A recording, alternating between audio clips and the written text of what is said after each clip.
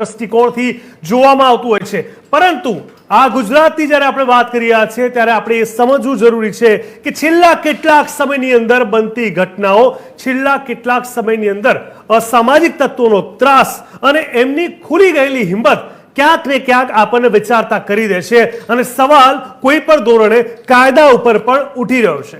કાયદા અને વ્યવસ્થા પર પ્રશ્નો જ્યારથી ઉઠ્યા છે ત્યારથી જ કોઈને કોઈ રીતે કાયદાએ પણ પોતાનું આક્રમક સ્વરૂપ જાહેર કરી એ તમામના ક્યાંક ને ક્યાંક કહી શકાય કે તમામ ચિઠ્ઠા ખોલી એ લોકોને જાહેર રીતે ખુલ્લા પાડવામાં આવ્યા છે અને કોઈને કોઈ ધોરણે સમાજને બતાવવાની કોશિશ કરવામાં આવી છે કે આપણા ગુજરાતમાં કાયદો વ્યવસ્થા વ્યવસ્થિત છે અને કોઈ પણ ધોરણે બિહાર, ઝારખંડ, દિલ્હી જેવી સ્થિતિ અહીંયા નહીં થવા દઈએ. ત્યારે તમામની વચ્ચે છેલ્લા કેટલાક સમયની અંદર જે હિંમત ખુલી છે અને ત્યારબાદ આપણી પોલીસ, આપણી સિંગમે દબંગાઈ સાથે સામનો કરી જે જવાબ આપ્યો છે, પણ સાથે સાથે સમાજની જે ચિંતા વધી છે, જે દિશા અને દિશા યુવાનોએ પકડી છે, તેને લઈને પણ વિચાર કરવો ખૂબ જ આવશ્યક બની ગયો છે. ત્યારે ગુંડાઓના ગળામાં હવે જ્યારે ગાડીઓ ફસાયો છે ત્યારે શું હતી આ તમામ ઘટનાઓ જેના કારણે આજે આ ચર્ચા કરવી જરૂરી બની છે? કરીશું આજે વાત ચર્ચા છડે ચોકમાં.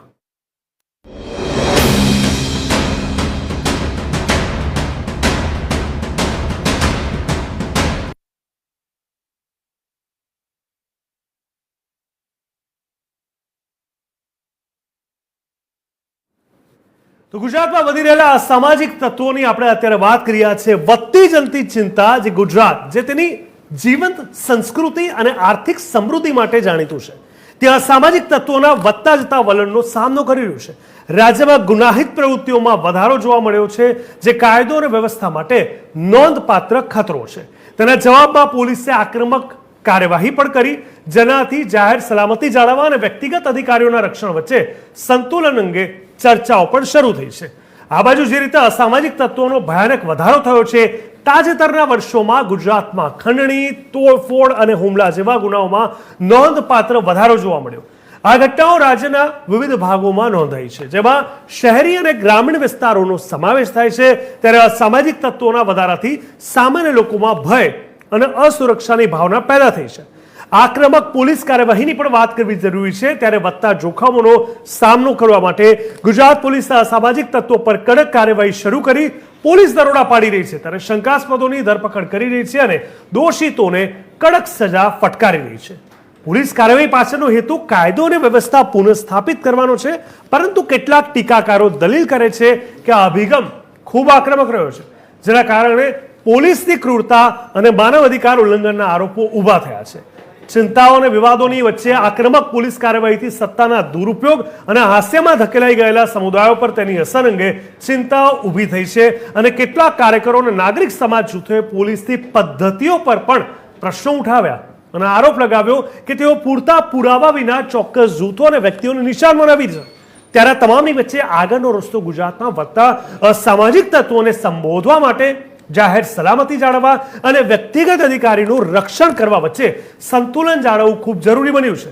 પોલીસે ખાતરી કરવી જોઈએ કે તેમની ક્રિયાઓ પ્રમાણસર અને કાયદા અનુસાર હોય. તે જ સમયે સરકાર અને નાગરિક સમાજે ગરીબી, બેરોજગારી અને સામાજિક અસમાનતા જેવા અસામાજિક વર્તનના મૂળ કારણોને સંબોધવામાં સાથે મળીને કામ કરવું ખૂબ જ જરૂરી બન્યું છે. ત્યારે ગુજરાતમાં અસામાજિક તત્વોનો ઉદય એક ગંભીર ચિંતા છે, જેને વ્યાપક અને સૂક્ષ્મ અભિગમની જરૂર પડી છે. જ્યારે આક્રમક પોલીસ કાર્યવાહી કામચલાઉ રાહત આપી શકે છે, તે અંતર્ગત મુદ્દાઓને સંબોધવા અને ખાતરી કરવી પણ જરૂરી છે કે તમામ વ્યક્તિઓના અધિકારોનું રક્ષણ થાય. સાથે મળીને કામ કરીને આપણે બધા માટે એક સુરક્ષિત અને વધુ ન્યાયી સમાજ બનાવી શકીએ છીએ. અમદાવાદની આપણે જ્યારે વાત કરી રહ્યા છીએ, આ ચર્ચા કેમ જરૂરી બની છે? આટલા સમય બાદ આ ચર્ચા એટલા માટે જરૂરી બની છે કારણ કે અમદાવાદના વસ્ત્રાલના વિસ્તારના રહીશો ગુરુવારે રાત્રે હોળી તપીને ઊંઘવાની તૈયારી કરી રહ્યા હતા.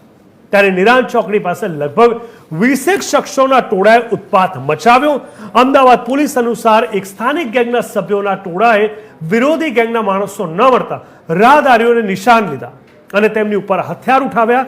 આરોપીઓની આવી હરકતો જોઈને લોકો પોતાના ઘરોમાં ક્યાંક ને ક્યાંક કોઈને કોઈ રીતે પુરાઈ ગયા. વસ્ત્રાલમાં ચાલી રહેલા ઉત્પાતની માહિતી પોલીસને મળતા પોલીસની ટીમ ઘટના સ્થળે ધસી આવી અને શુક્રવારે ધૂળેટીના દિવસે પોલીસે 14 લોકોની ધરપકડ કરી. એ પછી સ્થાનિકોએ રાહતનો શ્વાસ લીધો હતો. છેલ્લા ઘણા સમયથી આરોપીઓની ધરપકડ કર્યા બાદ પોલીસ તેમનો વરઘોડો કે સરઘસ કાઢે છે અને તેવા અનેક બનાવો હાલમાં જોવા મળ્યા છે. જો કે ગૃહ રાજ્યમંત્રી હર્ષ સંઘવીએ સુરત ખાતેના એક કાર્યક્રમમાં ડિસેમ્બર 2024 એક સભામાં કહ્યું હતું, આપણે આપેલો દંડો અને જ્યાં જરૂર પડે ત્યાં છૂટથી વાપરવો જોઈએ. હું આ જાહેર મંચથી ખૂબ જ જવાબદારીથી કહું છું, જે ગુનેગાર છે, જે ભાષા સમજતો હોય, જે ગુનેગારને જે ભાષા આવડતી હોય એ ભાષાથી સમજાવી શકે એને જ પોલીસ કહેવાય. અન્ય એક સભામાં સંઘવી એમ કહેતા નજરે પડ્યા કે અસામાજિક તત્વો પોલીસના વરઘોડામાં જોવા મળશે. એની હું તમને ખાતરી આપું છું અને વરઘોડા સારા એવા નીકળી રહ્યા છે. ચાલવાની તો તકલીફ પડવી જ જોઈએ. આવી વાત ગૃહ રાજ્યમંત્રી હર્ષ સંઘવીએ કરી હતી. શું કહ્યું હતું ચાલો પહેલા તમને સાંભળી લઈએ. આપણે આપેલો દંડો એને જ્યાં જરૂર પડે ત્યાં છૂટથી વાપરવો જ જોઈએ અને હું આ જાહેર મંચથી ખૂબ જવાબદારીથી કહું છું, જે ગુનેગાર જે ભાષા સમજતો હોય, જે ગુનેગારને જે ભાષા આવડતી હોય એ ભાષાથી સમજાવી શકે એને જ પોલીસ કહેવાય. હજી એ ક્યાંય કોઈ ખૂણામાં બચી ગયું હોય, કોઈ ખૂણામાં લાગે તમને કે આ ટપોરીગીરી કરે છે, ઘરે ને ઓફિસમાં બેસવાની બદલે રોડ પર પલાઠી મારીને કોઈ ઢીંગા મસ્તી કરતું હોય તો એને બી તમે પોલીસના વરઘોડામાં જરૂરથી નજરે પડશે, એટલી હું આપને ખાતરી આપું છું. અને વરઘોડા એ સારા નીકળે છે. ચાલવાની તો તકલીફ પડવી જ જોઈએ ભાઈ. હવે આ ઘટના ઘટી અને ત્યારબાદ રાજ્યમાં જે રીતે કાયદો અને વ્યવસ્થાની સ્થિતિ વધુ સુદૃઢ બનાવવા તેમજ અસામાજિક ગુંડા તત્વો પર કડકમાં કડક કાર્યવાહી કરી તેમની પર સદંતર અંકુશ મેળવવાના ઉદ્દેશ્ય સાથે શનિવારે રાજ્યના પોલીસ વડા વિકાસ સહાય તમામ પોલીસ કમિશનર, રેન્જ વડા અને પોલીસ અધિક્ષક સાથે વિડીયો કોન્ફરન્સના માધ્યમથી તાકીદની બેઠક યોજી, જેમાં આગામી 100 કલાકની અંદર રાજ્યના પ્રત્યેક પોલીસ સ્ટેશન વિસ્તારમાં રહેતા અસામાજિક ગુંડા તત્વોની યાદી તૈયાર કરવા કડક સૂચના આપવામાં આવી.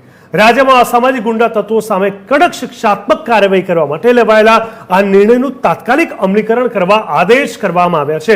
શું કહ્યું તમને આ કોન્ફરન્સમાં, શું વિડીયો કોલિંગ હતો એમનો અને એક્શન શું હતી તેમના શબ્દોમાં ચાલો સાંભળીએ. પહેલા આવતા 100 કલાકમાં ગુજરાત રાજ્યના દરેક પોલીસ સ્ટેશનમાં એક લિસ્ટ બનાવવામાં આવે અને એ લિસ્ટમાં જેટલા પણ અસામાજિક ગુંડા તત્વો છે, એ પછી શરીર સંબંધી ગુનાઓ સંકળાયેલા હોય, પ્રોહિબિશન બુટલેગિંગ સાથે સંકળાયેલા હોય, જુગાર સાથે સંકળાયેલા હોય, મિલકત સંબંધી હોય, ખંડણી ગરાવણી હોય, એ તમામ પ્રકારના અસામાજિક કૃત્ય કરનાર વ્યક્તિઓની યાદી દરેક પોલીસ સ્ટેશનમાં આવતા 100 કલાકમાં તૈયાર કરવા માટે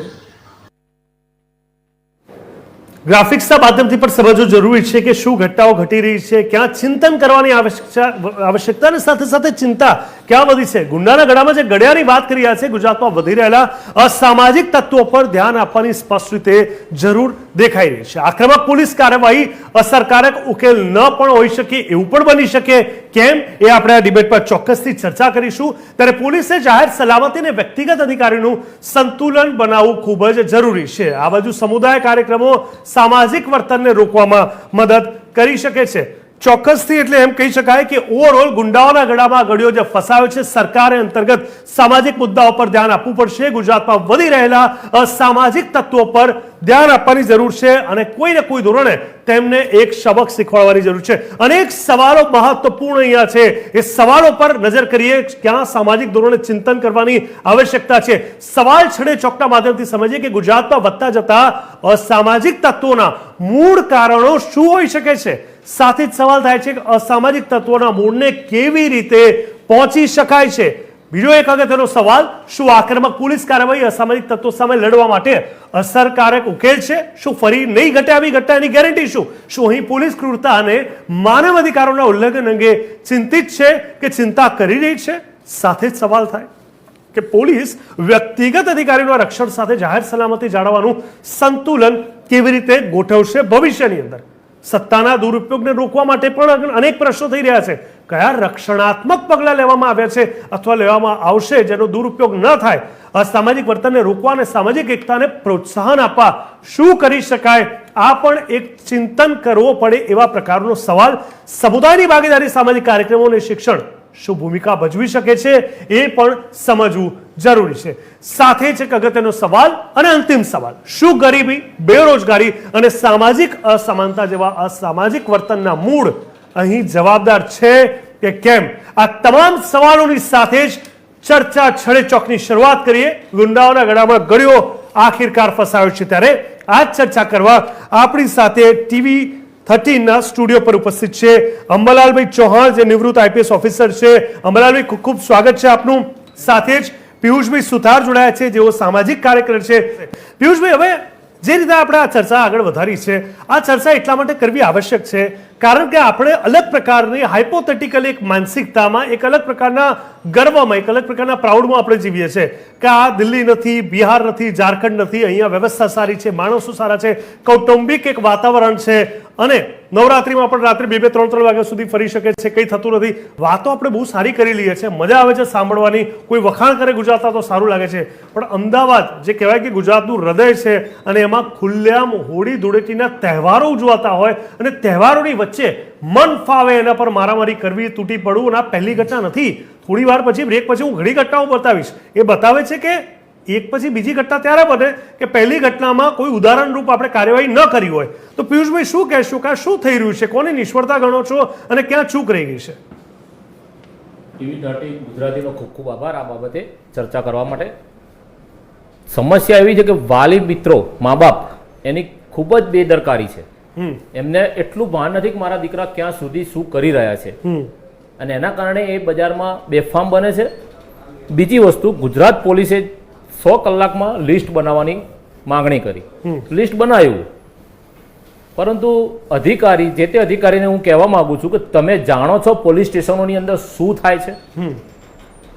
કોઈ જાગૃત નાગરિક ફરિયાદ કરવા જાય અને આરોપી પણ સાથે હોય તો પોલીસ સ્ટેશનના કર્મચારીઓ જે તે હોય એ લોકોની પહેલી માનસિકતા એવી હોય છે કે આ બંને ફરિયાદી અને આરોપીમાંથી ક્યાંથી કેટલા રૂપિયા આપણને મળી શકે છે, આ પહેલી માનસિકતાથી કામ ચાલતું હોય છે.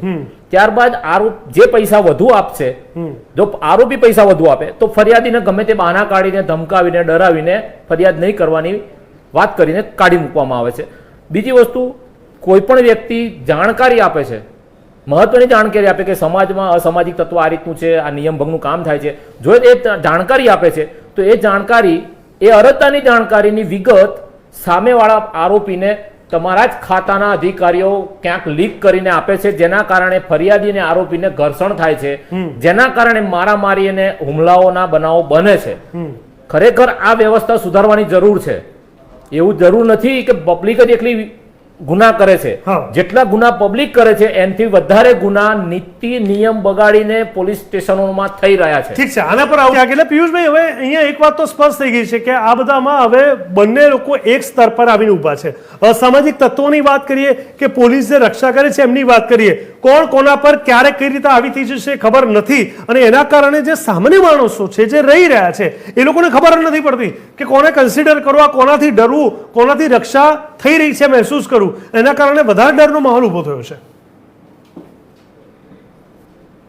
સાચી વાત છે કે ઘટનાઓ બન્યા પછી જવાબદાર ઉચ્ચ અધિકારીઓ, રાજ્યના જવાબદાર ઉચ્ચ અધિકારીઓ કે મંત્રી જે આદેશોને ઓર્ડર કરે છે ને, ઘટનાઓ બન્યા પછી તેના પર ખરેખર ગુજરાત ગર્વ કરે છે. ઘટનાઓ બન્યા પછી ઓર્ડર અને આદેશ ઉપર.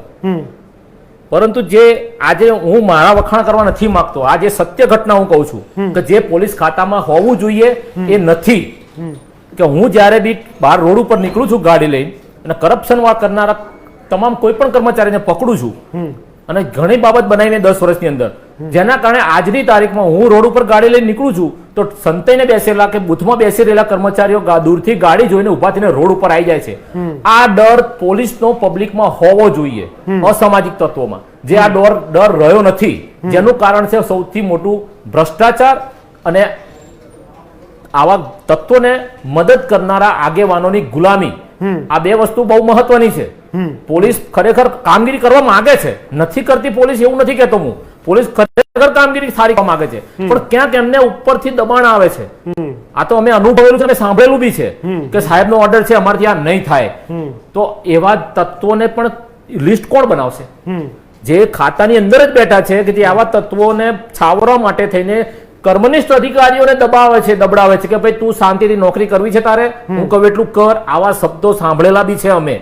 તો પબ્લિક શું કરશે આમાં? પોલીસને કામગીરી કરવી છે તો આવા તત્વો કે જે મદદ કરે છે, પોલીસને ધમકાવે છે, જે રાજકીય તત્વો જ બી હોય, તો એવા લોકોનું લિસ્ટ કોણ બનાવશે? એ મહત્વની બાબત છે. બિલકુલ સાચી વાત છે. એટલે કોઈને પણ બેફામ માર મારવાની કે એવી કોઈ પોલીસને સત્તા નથી. અને પબ્લિક પણ ડર અનુભવે છે. આ બી મહત્વની બાબત છે. પણ અને સૌથી અગત્યનું, કાયદાથી ઉપર કોઈ નથી. ચાહે આરોપી હોય કે ન હોય, ચાહે પીડિત હોય કે ન હોય, ચાહે પ્રત્યક્ષદર્શી હોય કે ન હોય, પણ હા, એનો મતલબ એ પણ નથી કે કાયદાની પકડથી દૂર જઈ પોલીસ કે જનતાને ટેકન ફોર ગ્રાન્ટેડ લઈ વારંવાર તે લોકોને હેરાન કરવામાં આવે. આ ચર્ચામાં અંબાલાલભાઈ ચૌહાણ, સચિનભાઈ કુલકર્ણી, પિયુષભાઈ સુથાર અને જયરાજસિંહ વાડા જે અત્યારે નથી, આપ સૌ મિત્રોનો ખૂબ ખૂબ ધન્યવાદ.